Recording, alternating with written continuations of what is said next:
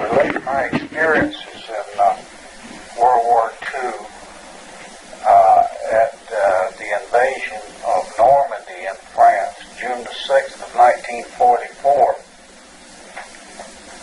My name is James C. O'Neill, and at the time of World War II, I was a junior. I was born December the 4th, 1921, in Sumatra, Florida, about 30 miles southwest of Tallahassee, Florida.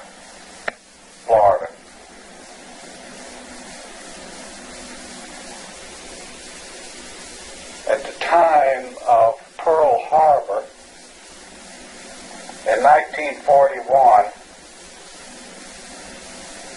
I was employed by the Florida Forestry Service at Shamrock, Florida, and had an exemption from military service due to the job. The job was a radio dispatcher for the area, and I had been employed part-time while I was in high school. And the exemption I had was later when I became employed full-time. After about a year,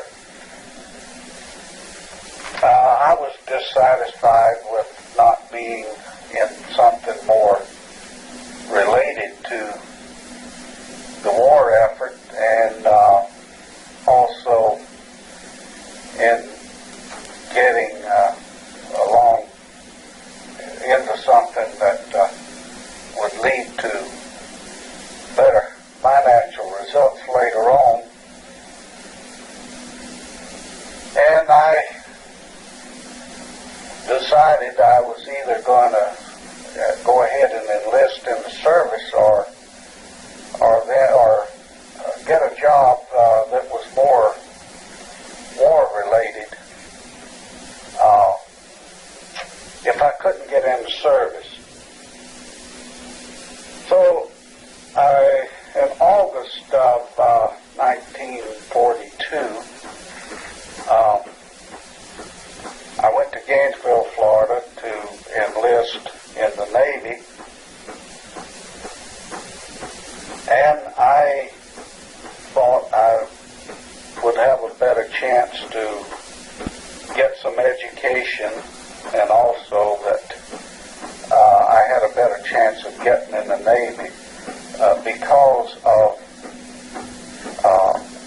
poor eyesight, and also I had a bad knee, and I did not think I would be able to do the training that was needed for the Army. They sent me on to Jacksonville, even though I did not completely pass the eye test, and I didn't even mention the knee at all, and never did.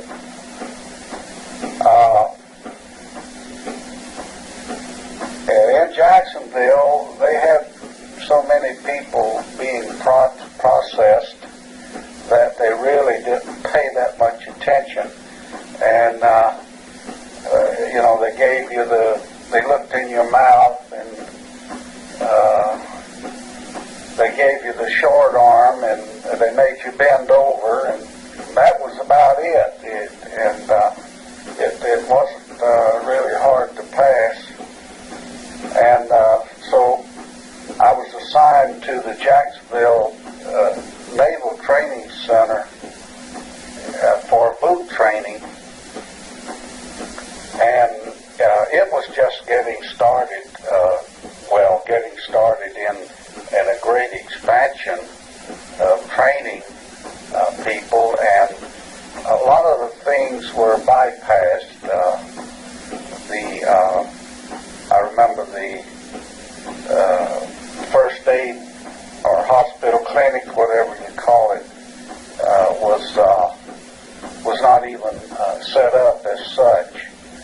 the people, they had corpsmen and doctors and all, but they didn't have, everything was temporary.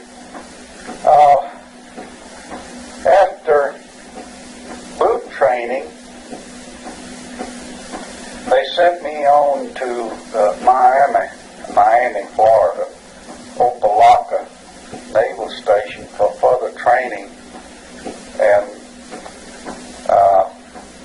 as I recall, we were supposed to get a vacation at a convenient time, but I really didn't get any vacation. I did not go back home at all until 1944, because they sent a request to Miami for several men to report immediately to Norfolk, Virginia.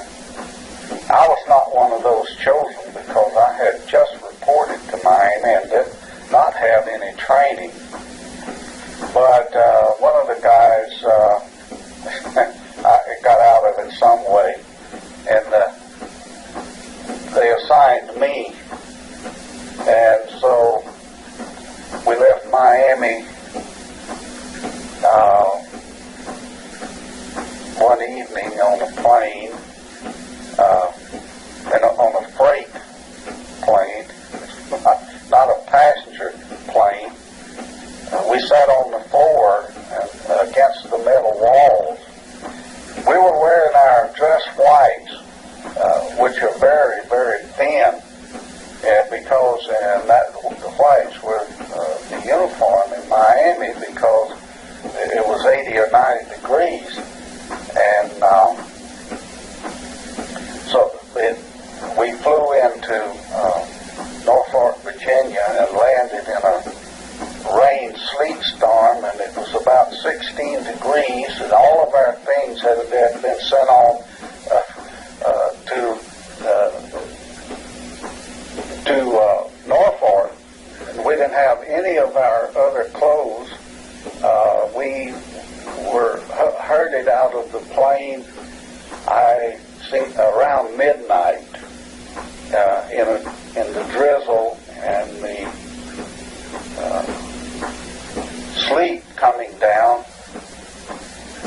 And those dress whites, we stood there probably for an hour waiting, because they had called someone to open the chow center to give us some food. We had not eaten. We left Miami before we ate. So anyway, when they opened it up and they let us in, we were wet and freezing to death because it was well below 32. And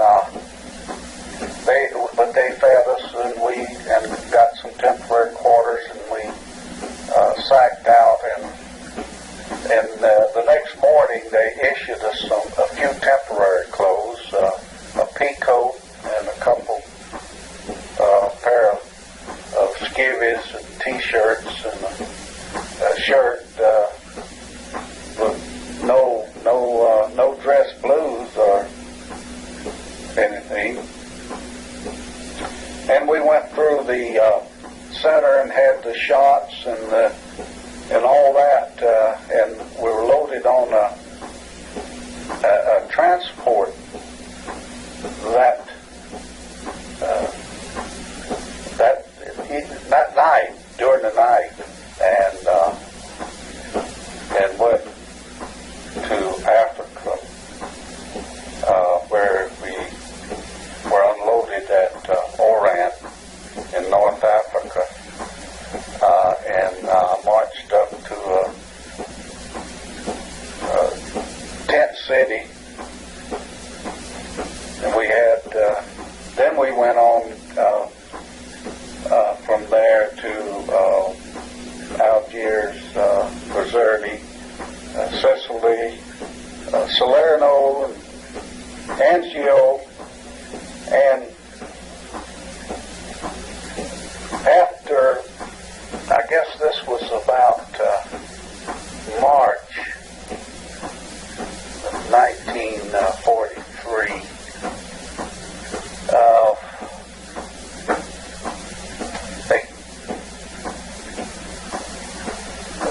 we left Anzio, returned to Naples,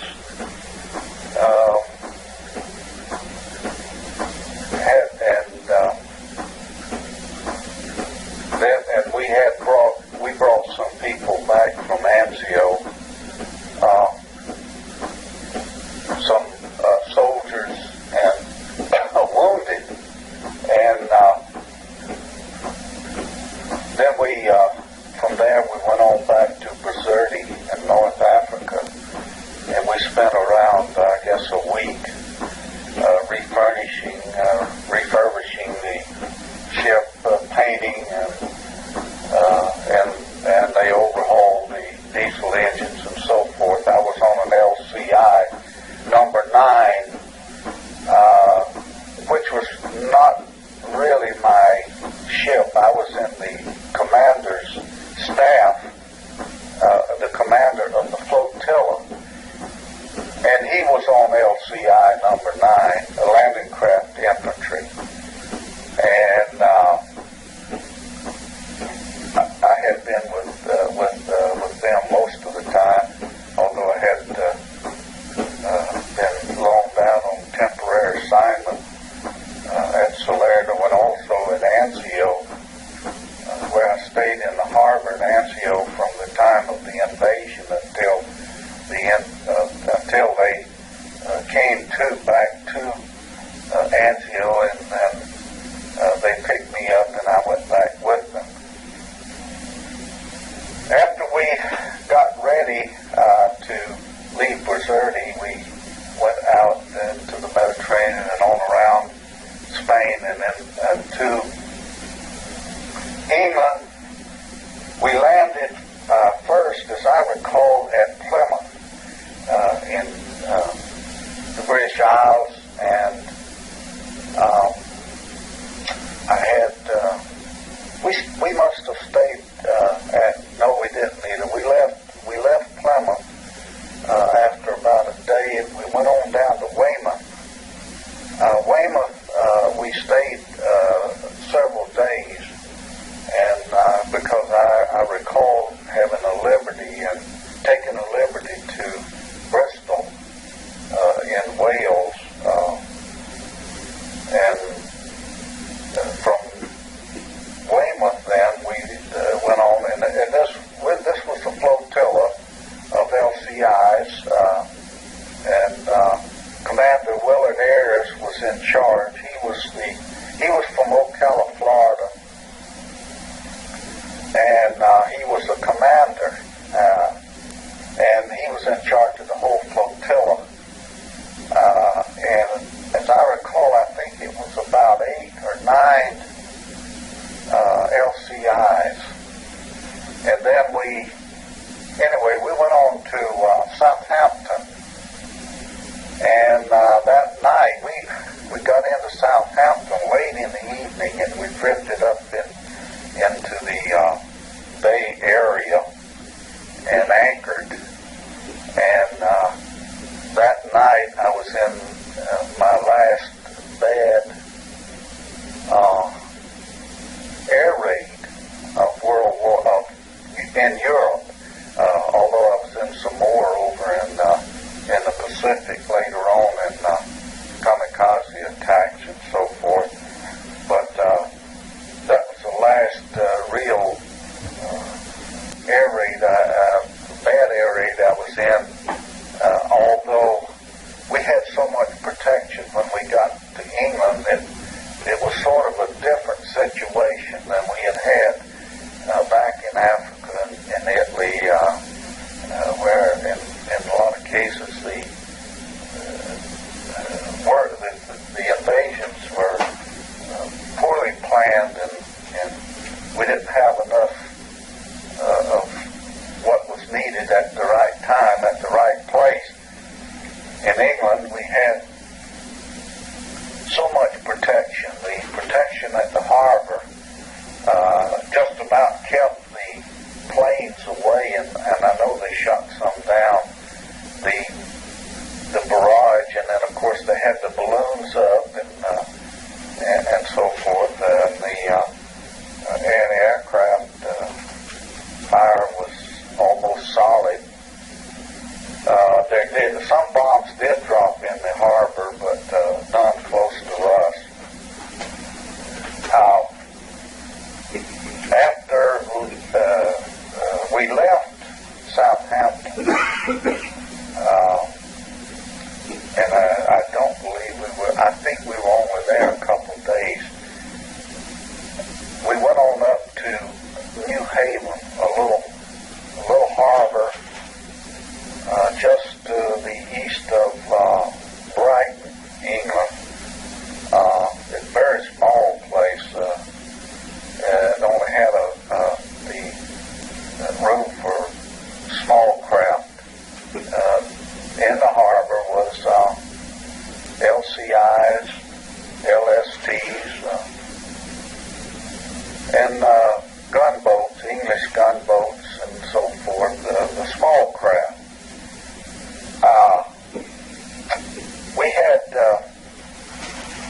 I think we arrived there before June 1st. Seems to me like we had a few liberties.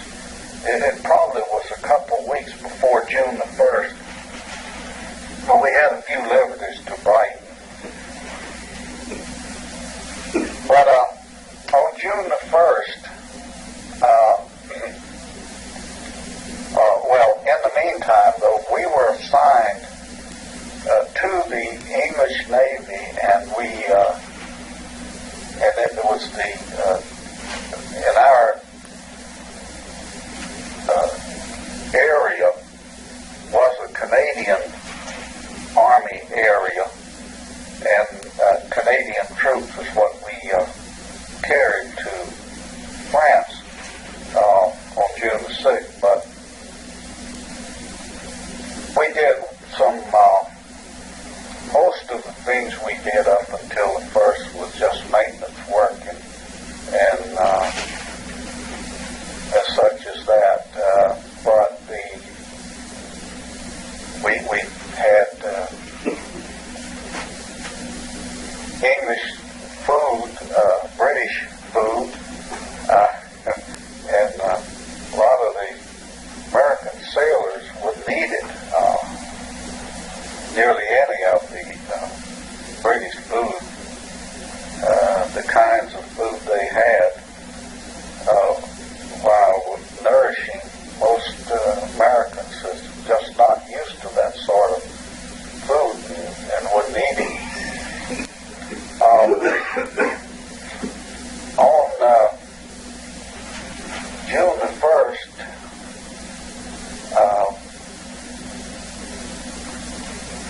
I believe I was on the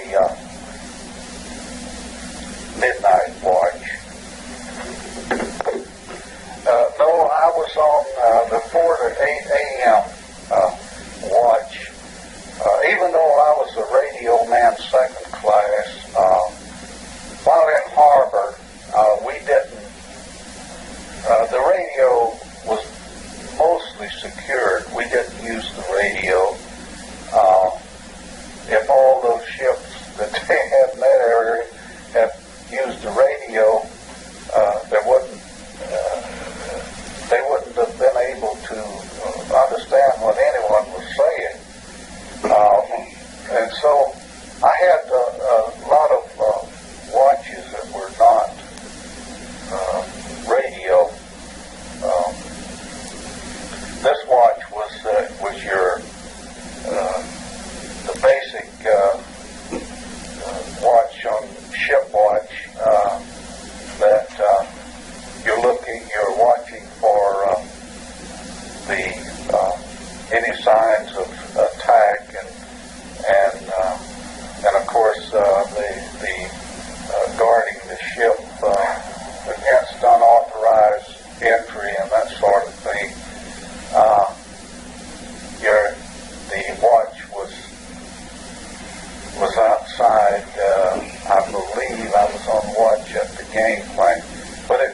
night I was in my bunk asleep, and when they woke us up for the watch, prior to 4 a.m.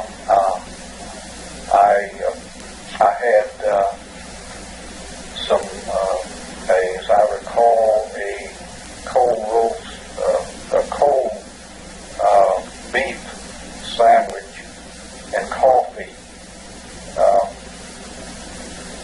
Corned beef, what it was. A sort of corned beef. It wasn't exactly like our corned beef. We know it today, but it was corned beef. It was more raw to me than ours seems to be, as I believe that I know it wasn't raw, but it had more of a raw taste. But anyway, we had an uneventful watch, and at 8 a.m. I went into the lunchroom, and you know the LCIs are very small ships. I forget the dimensions. It seems to me like it was about maybe 60 or 70 foot long, and the ship's crew would run about 30 to 40, I believe. And I was in the commander's staff, as I said before. I think there was about 8 of us, and we had a small compartment near the fantail. The ship's crew was up in the middle, but we had a small compartment in the rear, underneath the platform that had the two 20 millimeter guns, two 20 millimeter guns and one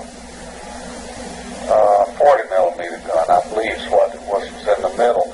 And then on the bow there was another 20 millimeter gun.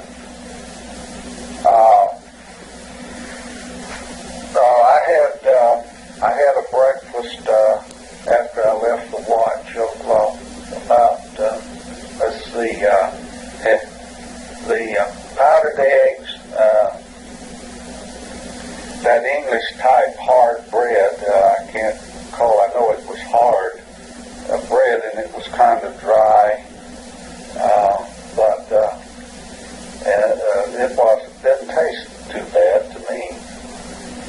Potatoes and, of course, coffee, and an English marmalade, which we had for the bread. And in fact, it seems to me, I recall that about all of in the way of preserves or jelly or anything that the English had was a marmalades, mixtures. I ate the food. In fact, I liked most of that. The other friends of mine were really amazed that I enjoyed that English food so much. But I had been raised in a large family, and we did not get a choice of what we liked and didn't like. The food was put on the table, and you got what you could get out of it. And I didn't have any problems with food that was prepared. I could eat it, nearly any kind of food, and so I also ate some of the other guys' foods because a lot of them that wouldn't eat it, they threw it away. We had a small PX on board that was open a couple hours a day, and you could buy crackers, candy bars, and cigarettes. Although these things were strictly rationed, everything we not, there was nothing you could walk in and say, I want half a dozen Baby Ruth candy bars or anything like that. There was just no way. Everything was rationed. You had a certain amount you could get of things, and even the clothes. I mean, you could buy clothes, although the Navy issued us clothes that was a basic supply, and of course there was no thought of any kind of civilian clothes and that sort of thing. You're lucky to have something to wear at all.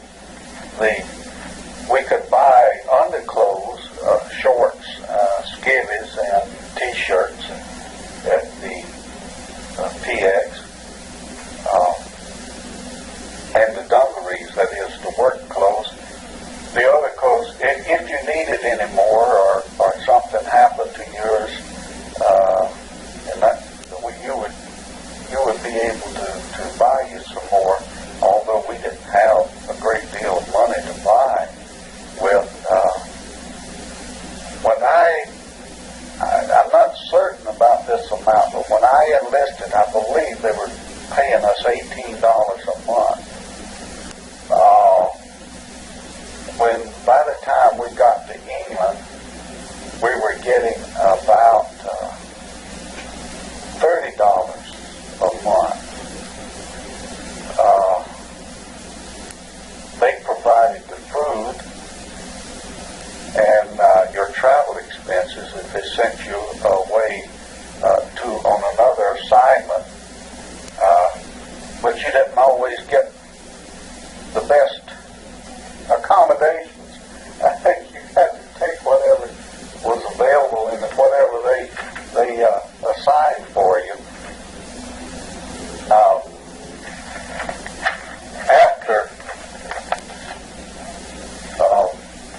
After having breakfast, then I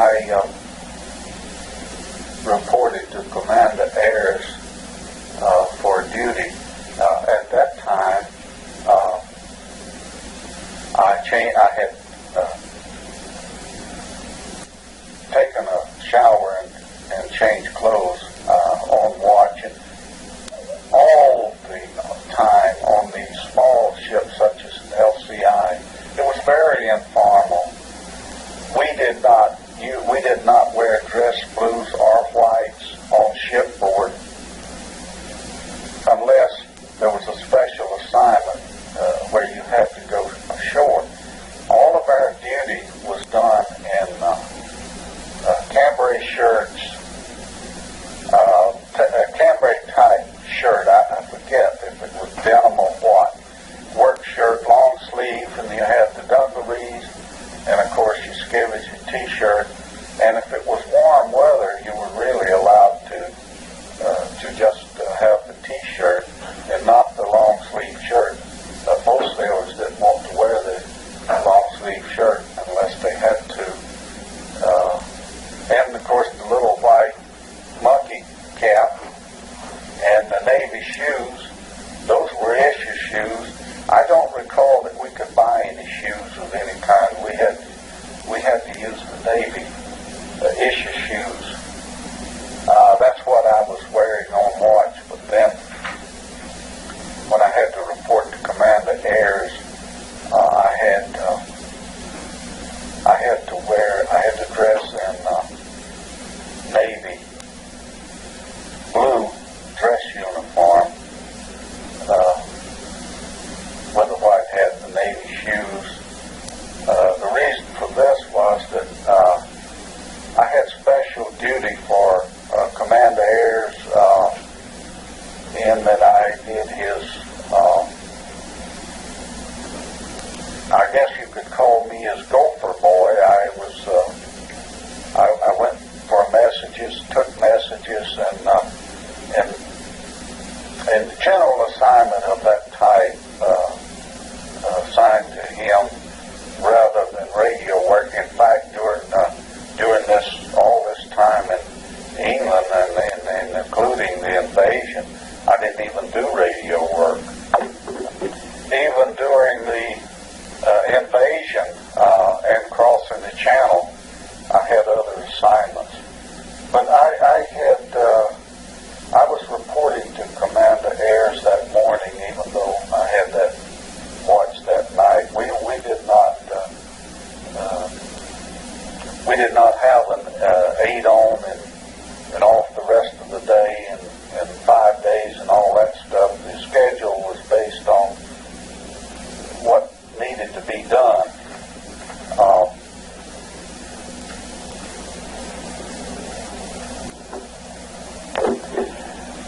About all I had to do that morning, Commander Ayres sent me up to the command center, the Canadian center, to get a message that was there for him. And of course there was an American, I don't remember the rank, there was an office for Americans, Navy personnel assigned as the, I guess you might say, the liaison group with the Canadians. Anyway, on the way to pick up his message, and I walked, it wasn't far, up the street in this little village. You don't really only had one main street, and that paralleled the harbor. And there was just a few business buildings right there facing the harbor, and then houses around in a sort of a semicircle around that, and that was about all the New Haven amounted to. New Haven was really near the Dover coast. In fact, you could see the Dover coast when you got out in the bay,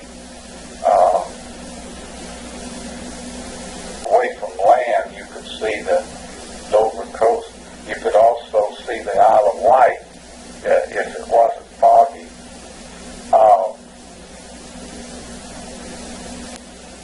I picked up his message on the way back.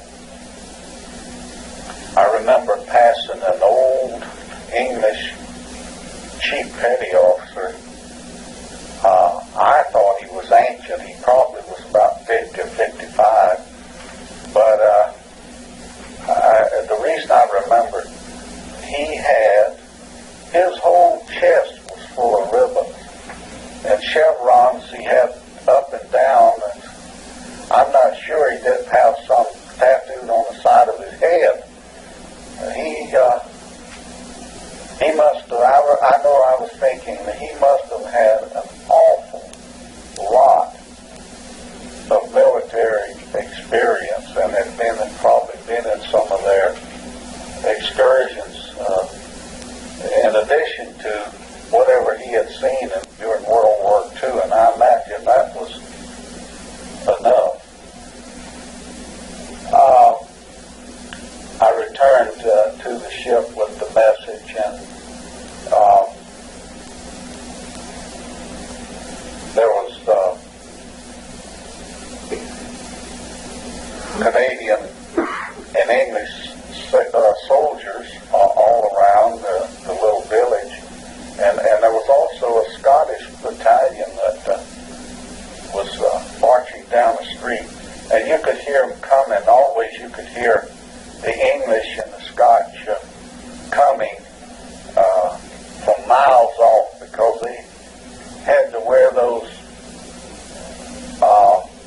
metal plates on the bottom of their shoes so the soles would last longer, and they sounded like a herd of horses tracking down the street.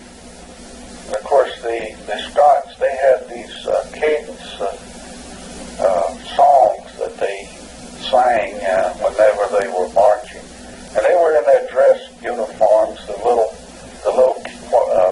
skirts, kilts, I believe they call them, and the blouses and so forth, and the little caps, those bright uniforms,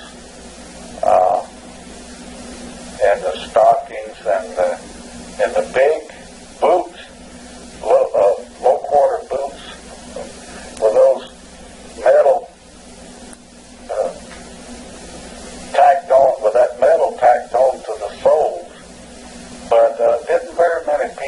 life at them.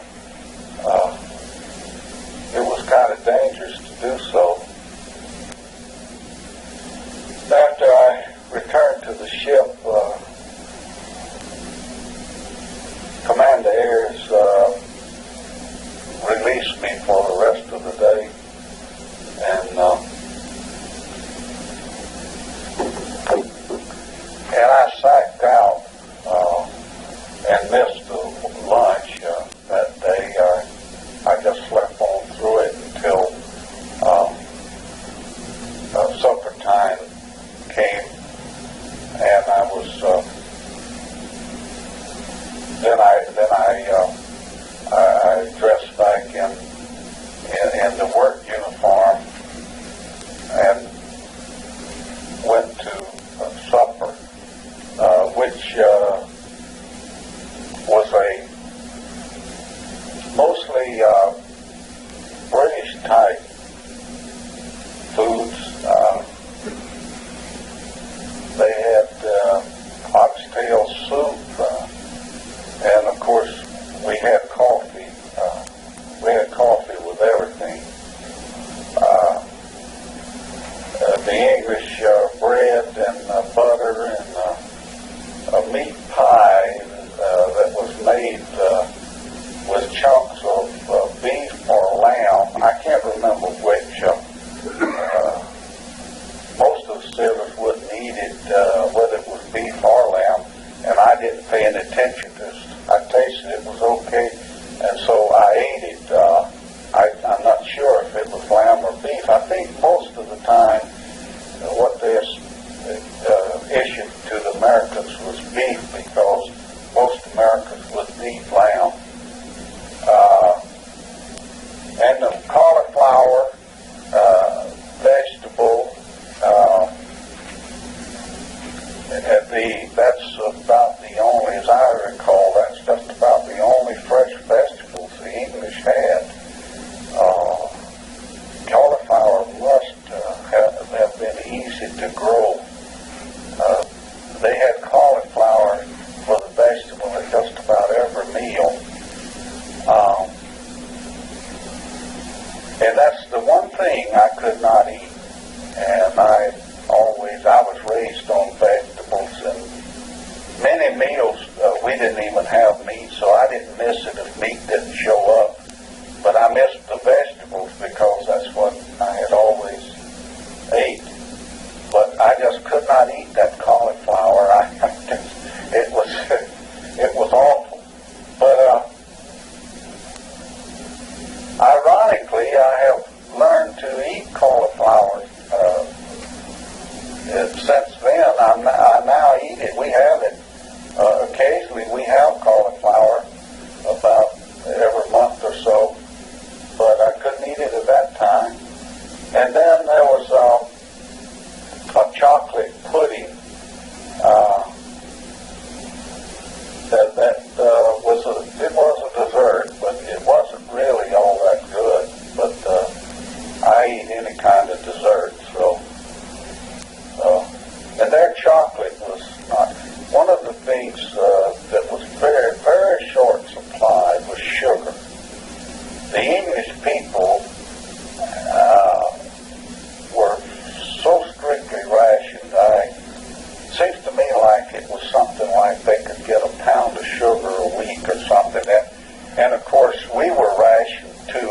In service groups, Army, Navy, Air Force, didn't have the regular foods we had, and were rationed, strictly rationed on foods. It was not the same as it was in the United States. In those naval bases, and I'm sure the Army centers and all, the foods were varied, and they had fresh vegetables and fruits and such, but we were strictly rationed, and the chocolate didn't have much sugar in it.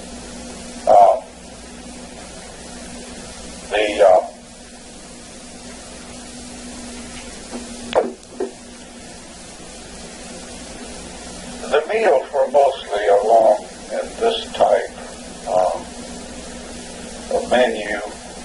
I don't remember specific meals too well. When I had something that I was not used to, I would recall it very well. But the regular meals were about 50% American food and about 50% British issue to us, because we were strictly in a British Canadian area and assigned to the British Navy.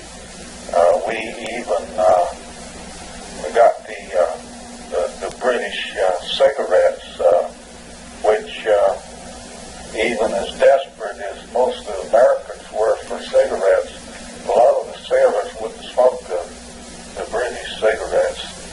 They were awful, and I suppose that it had to do with the shortage of tobacco and whatever they used to make the paper for the cigarettes. But mostly we had American issue of cigarettes and things like that. So about 50% of what we had was American. And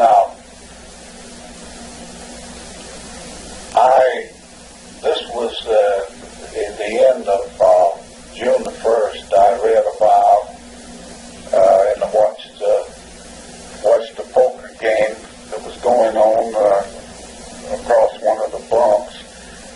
Most of the leisure time aboard ship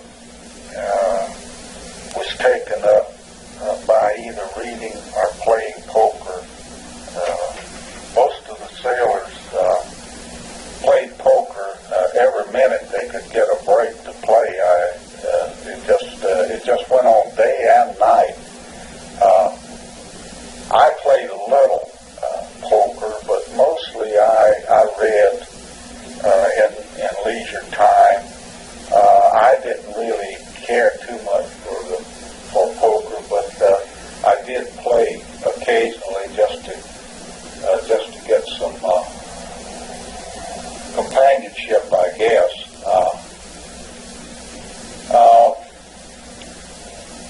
After reading, I had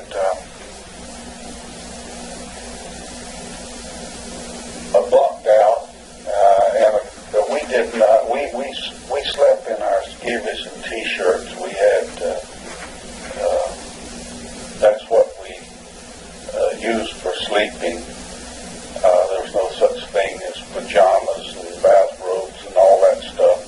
Our showers were together, about 4 showers. There were no separate stalls. Even the stools that you used for were open. They were not in stalls. The whole thing was open. And the area for the bathroom included the toilet facilities plus the showers. And I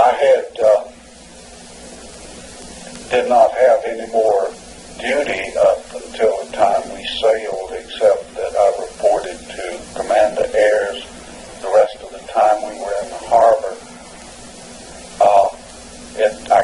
I did not have any more watch duty.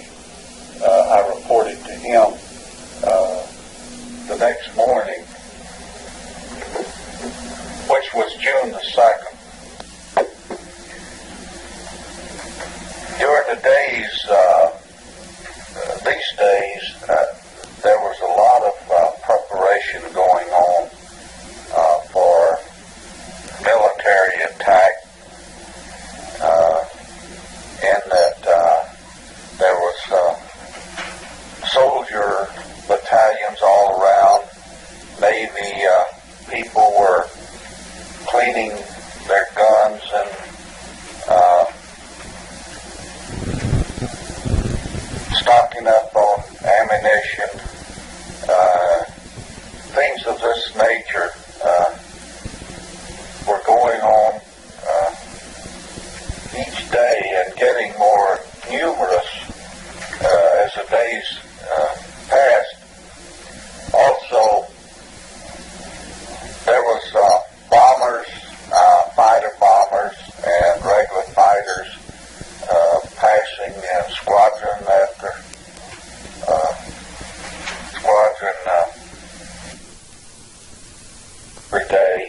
and night, all day and all night.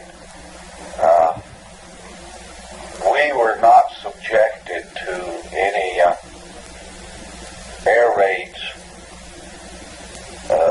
This was a very small harbor, and I guess considered minor in the attack scheme from the Germans, but the larger ports had been under some air attack.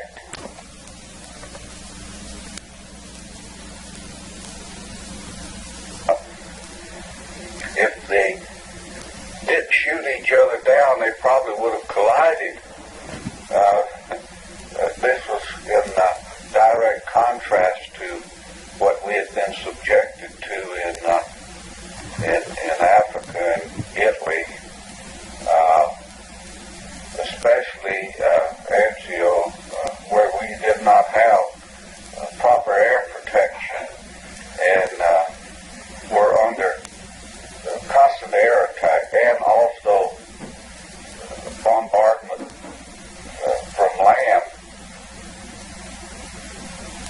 The only thing we had during these days was that we were almost on a direct line between the French coast and London areas and some of the larger cities that had munitions, military factories further inland. And we saw and heard lots of the buzz bomb attacks. Most of them passed just to the east of us, up toward the Dover coast, further along. But we could hear the boom of the naval or the coastal guns and the aircraft fire when the bombs did come in. And some days there was barrages of these things, and quite a few that we could see in the distance as the fighter planes chased these things, tried to shoot them down. June the 2nd, I think, is the day that they sealed the base and the town against any free going and coming at all by civilians or military people, except on official business. We were not allowed any liberties at all, and everything that came and went from the little seaport area was only official business. They did have a few things that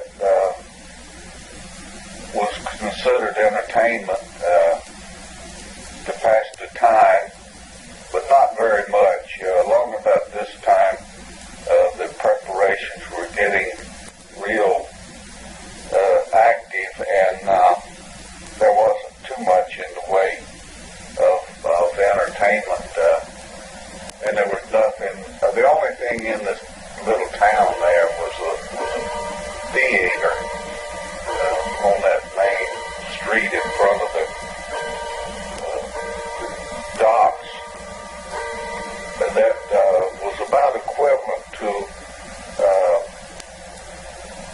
the theater that in the United States was from about the 1920s, 30s. In the little towns, especially in the South, where it was just a little one-room building and frequently made of wood, but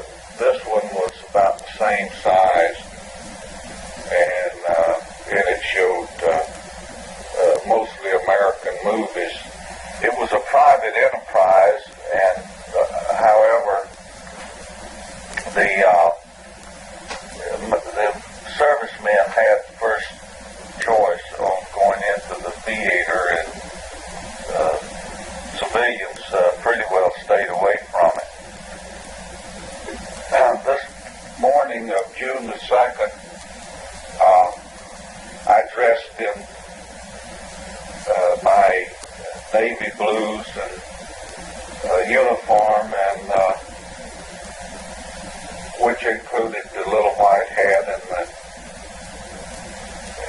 the Navy issue black shoes, reported to Command the Airs for duty after having breakfast. The breakfast consisted of some kind of a mush cereal. I'm not sure it wasn't wheat, with powdered milk, and we were getting enough sugar. We were not as strictly rationed as the British were.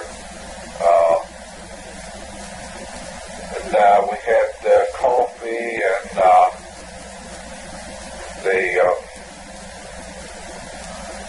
and the white cream gravy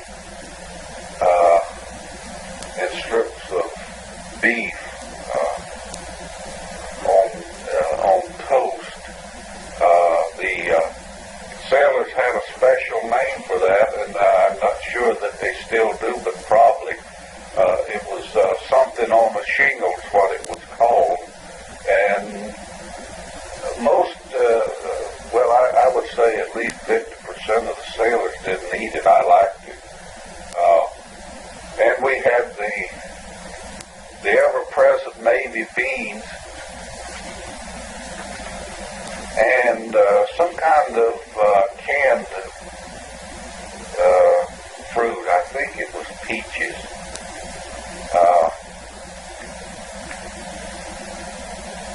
Then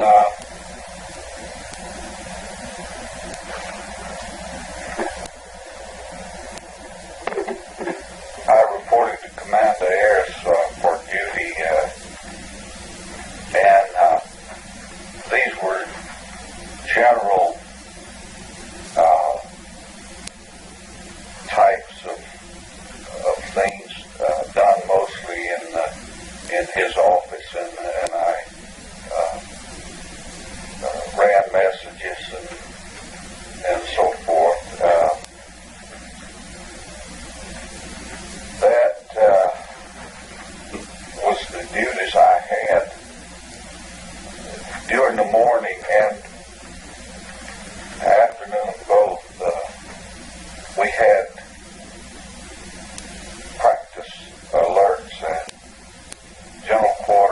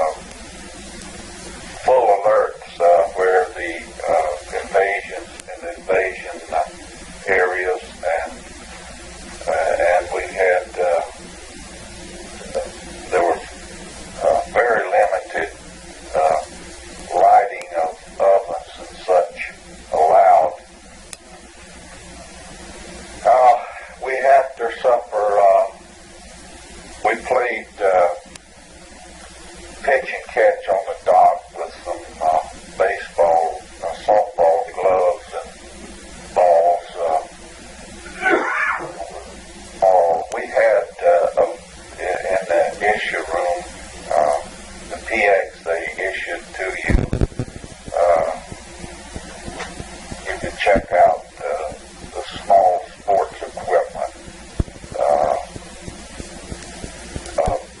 softballs and gloves, basketball or football, such things as that you could check out and play with, and then bring those back. They were checked out in your name, and you were responsible for seeing that they got back to the PX.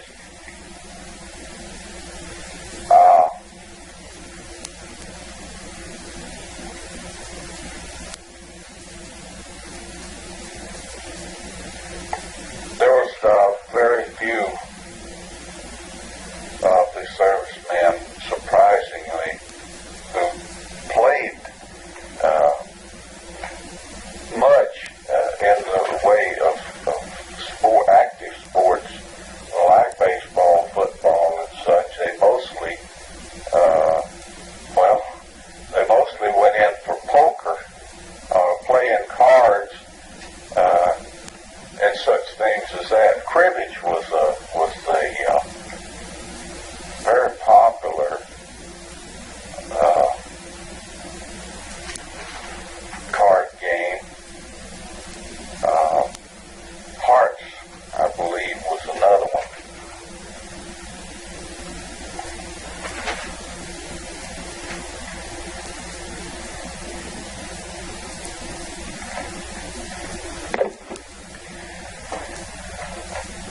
Later on in the evening,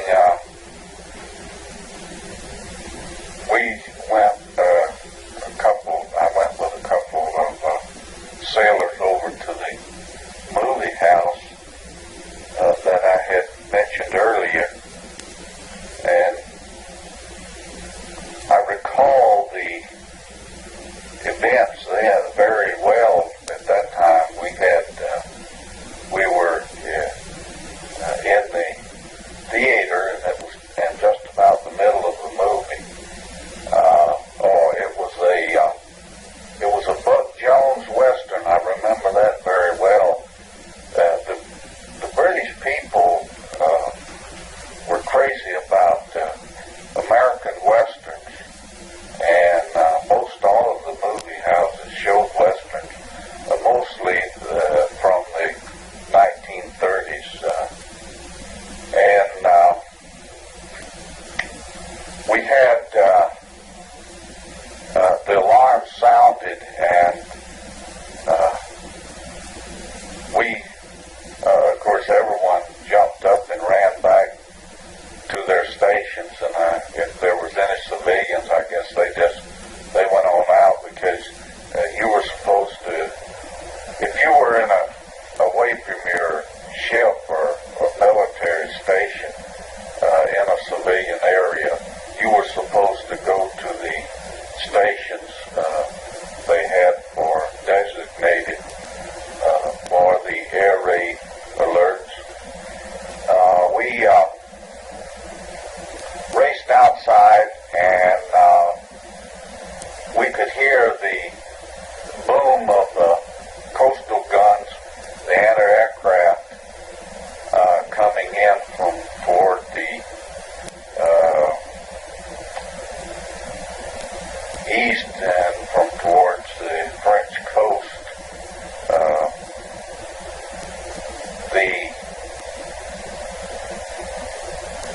Just about the time we got about halfway across the dock to the going back to the ship, we could see this buzz bomb coming, and it was coming directly at us, and it was very low. I don't know if it was intended to be that low, if it got strayed off from where it was supposed to go or what. But there was a Spitfire chasing it, shooting at it, but it seemed to have a charm light. Nothing seemed to have hit it. It came directly over the village and the docks, and it was not very high up. You could see the mark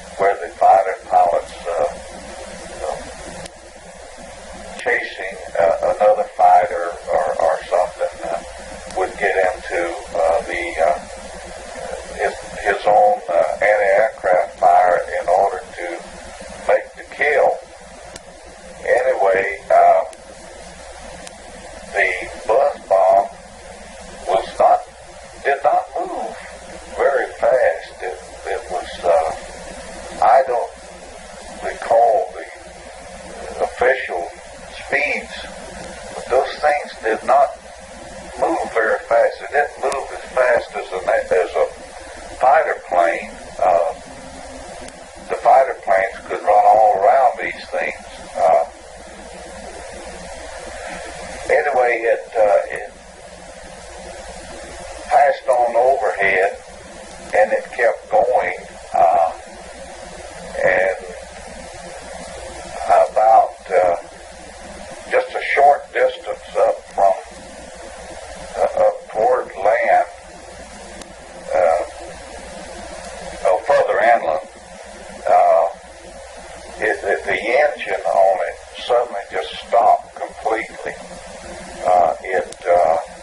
And it glided, it started dropping toward the earth in a sort of a glide, and then when it hit the ground, it was in behind some hills inland, probably only 2 or 3 miles from the harbor, because we had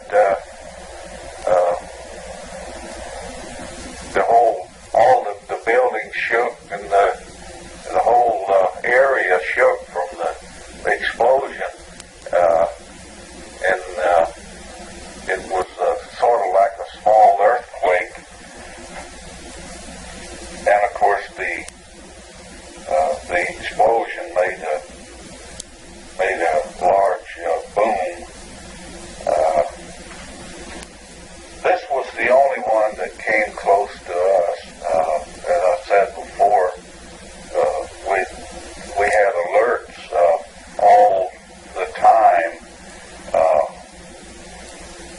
numerous times, because they were crossing the coast near to us, but they were mostly further to the east up the coast toward Dover, going inland.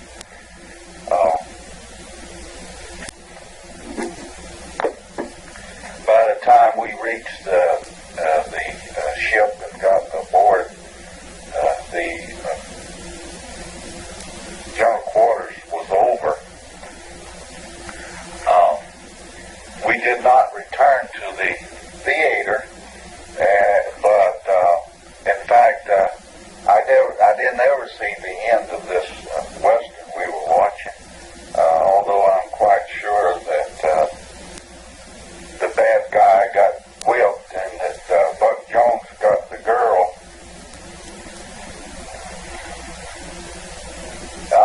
I went on to the bunk and did some of the things that you have to do, such as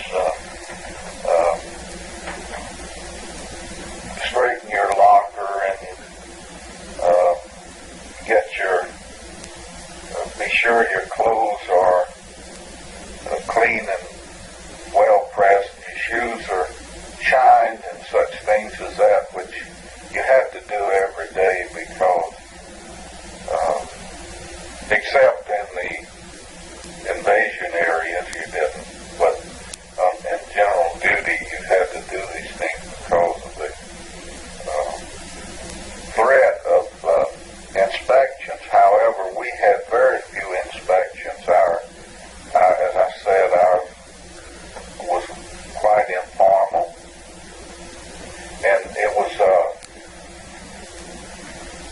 the duty was quite a contrast to what I had later aboard an aircraft carrier in the Pacific, where they had these inspections, and you had to dress in this and dress in that, and then change clothes and all that kind of stuff, especially in the back areas away from the war, direct war participation. But we did have to, in general, follow the Navy regulations, and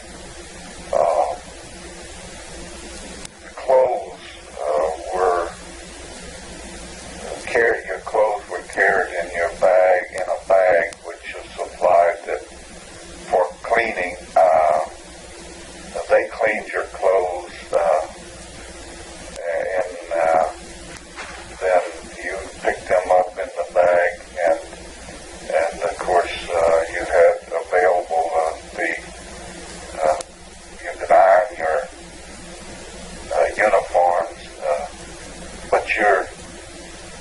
but mostly our uniforms had the pants, for instance. You could put those, spread those out underneath your mattress and leave them there,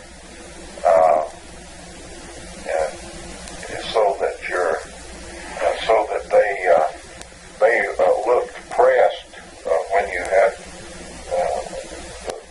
had to take them out, especially the dungarees, which you could put under the mattress, and it would be pressed good enough for your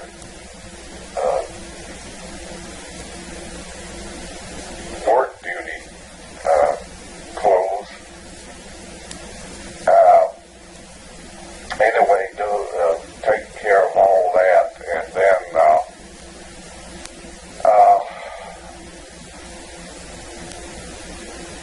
I went to bed. I forget. I read a little while. I'm sure I read about every evening, late in the evening, and of course, this was daylight. There was very little darkness in England, as I recall. The darkness didn't come until the middle of the night. So at 9, 10 o'clock in the evening, it was still daylight.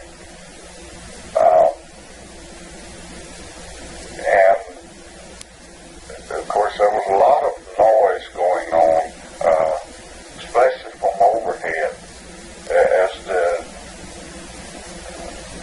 squadrons of planes shuttled back and forth toward France. But I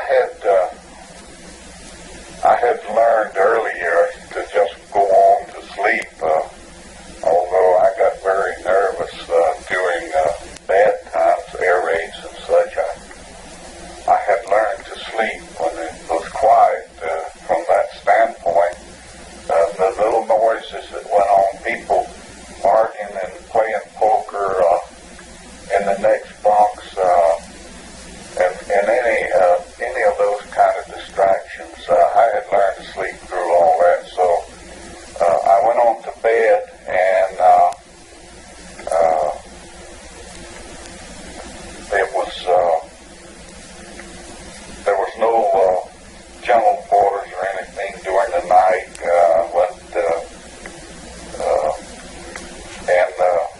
I woke at reveille on June the 3rd,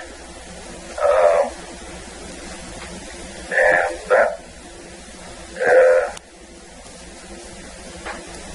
of course, went through the morning rituals of shaving and such,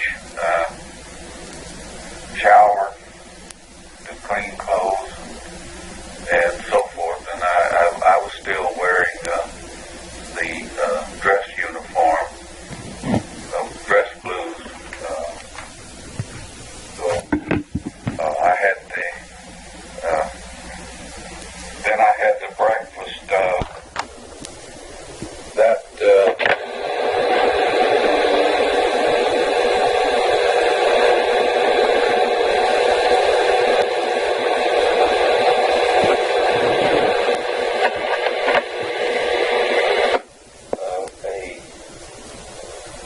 some canned foods that British supplied, and one of these was a can that had some kind of a heating mechanism on it. I had never seen any of those before, and I haven't seen any after. But for instance, they would have a can of soup. On top of that was some kind of a tab or something that you pulled on, and it made a sizzling noise. And the food then was heated. Then you could eat it hot. They also have a chocolate in a can. They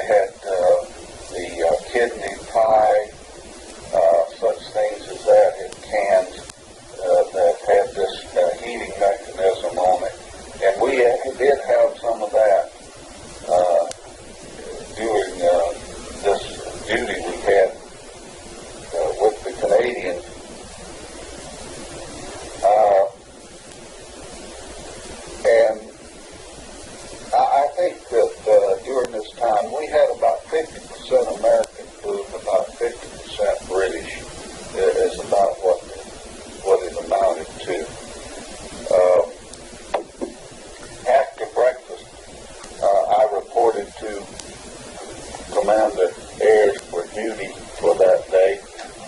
And the general duties were about the same as the previous day, and nothing unusual happened in the way of general quarters or any of that. But we did have one clue as to what was going on. The rumors had been flying around ever since the harbor and town had been sealed off from outside, and the consensus was that we were going to load up and take off for France at any time. The weather was still good. It was overcast as it usually was,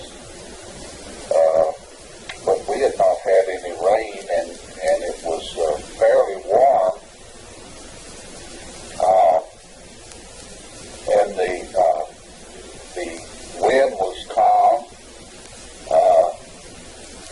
so we didn't have any problem from that standpoint. And of course the activity in the air was getting really frenzied, with the air just filled with planes at all times. The clue we had was that they started loading supplies on the ships in the harbor area, including ours, and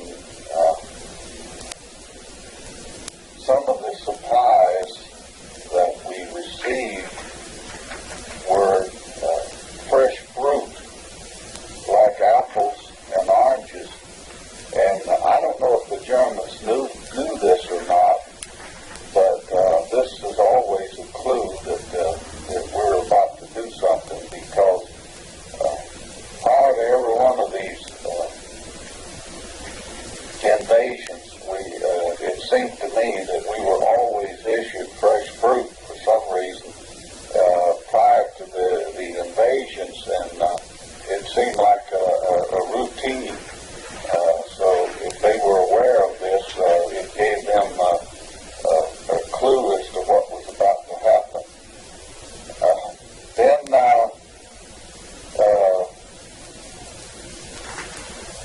later in the evening of this day, we loaded Canadian troops aboard for the invasion. They came aboard with full packs and their own gear that they were going to use. They had their mess kits and their backpacks and their rifles and such. And aboard these LCIs and the LCTs and such, the food for the soldiers was a real problem. And they had to make do, because there was no facilities for that would take care of that many people aboard. So they mostly had the rations, the little package rations, and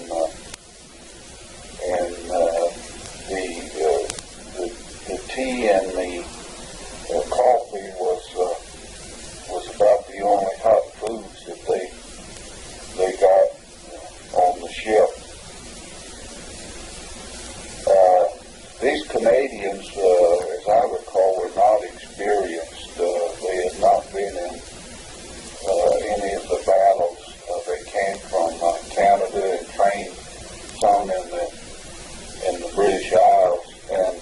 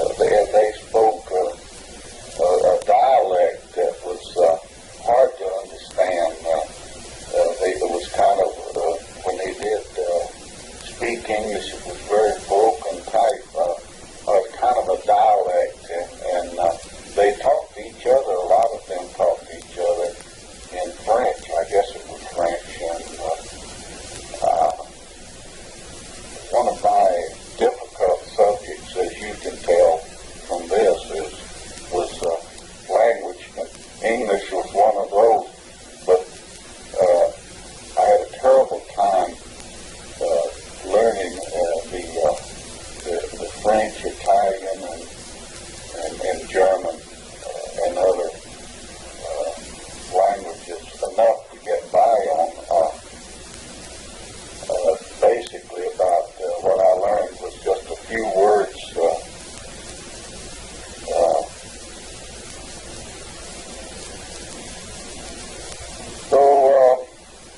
I was assigned to assist these soldiers to come aboard and to get them to the area that they were assigned to, and this sort of thing. So that was the extent of that day. The meals we had were about the same as what we had been having, plus fresh fruit.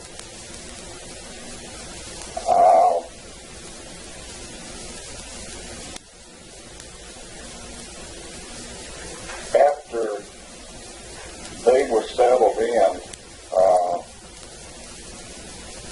we moved away from the dock out into the harbor, and some others moved in and they loaded and so forth, and that was the type of thing that was going on. And of course, as I said, all this was still daylight. In the evenings, it was all done during daylight. We backed out into the harbor and further out into the bay, and at this time we had gone back on to a 4 on and 4 off, 4 hours on, 4 hours off situation, and we continued that until after we started, in fact, until after we got back to England.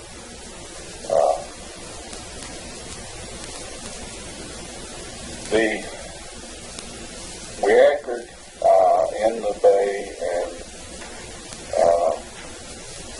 I did not have any duty until the next morning. The 4 to 8 a.m. shift, as I recall, was what I had on June the 4th. So after we had a meal and I read for a while and listened to the gossip, and of course the sailors spent a lot of their time making bets. There had been a bet on when we would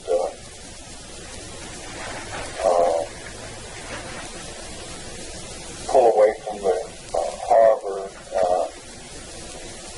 and the biggest bet of all was, at all times, was the exact time at which we would touch down on the beach wherever we were going. I had made a bet on these things all along, but I'd never won anything. I came close on one, but this particular one, there was a great deal of activity going on, making bets being made up on when we would touch down and as to where we were going, and so forth.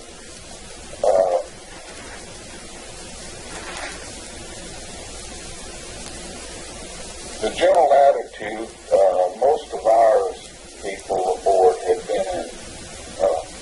had come over from Africa. We had a few new ones, but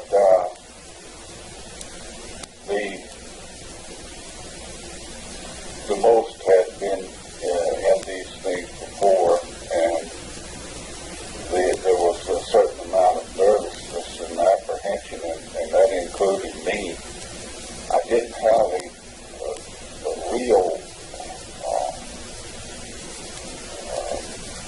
saw